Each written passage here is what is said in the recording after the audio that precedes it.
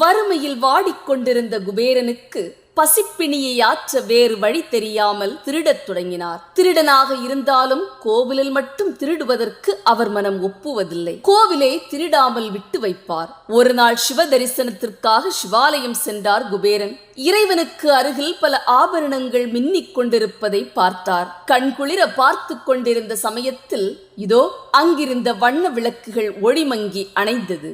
உடனே துக்கத்தில் ஆழ்ந்த குபேரன் அந்த விளக்குகளை ஏற்றி வைத்தார். விளக்கின் ஒளியில் பெருமானை பார்க்க முயற்சி செய்தவுடன் மீண்டும் விளக்குகளெல்லாம் அணைந்தது. இப்படியே பலமுறை நடந்தது. செய்வதறியாது திணறிப்போனார் குபேரன். உடனே சிவபெருமான் அவருக்கு தரிசனமாகி, இதோ அடுத்த ஜென்மத்தில் நீ மிகப்பெரிய செல்வந்தனாக இருப்பாய் என்று சொல்லி மறைந்தார். அப்படியே கடவுளுக்கே கடன் கொடுக்கும் அளவிற்கு குபேரனுக்கு செல்வம் கிட்டியது. மகாலட்சுமி அன்னையின் சொத்துக்களை பாதுகாக்கும் பொறுப்பும் கிட்டியது. குபேரனிடம் வாங்கிய கடனை அடைக்கவே இன்று வரை வெங்கடேஸ்வர பெருமாள் திருப்பதியில் அமர்ந்திருக்கிறார். வியாழக்கிழமையான இன்று குபேர விளக்கேற்றி அந்த குபேர பகவானை வழிபட்டு செல்வச் செழிப்புடன் வாழ்வோம். நன்றி.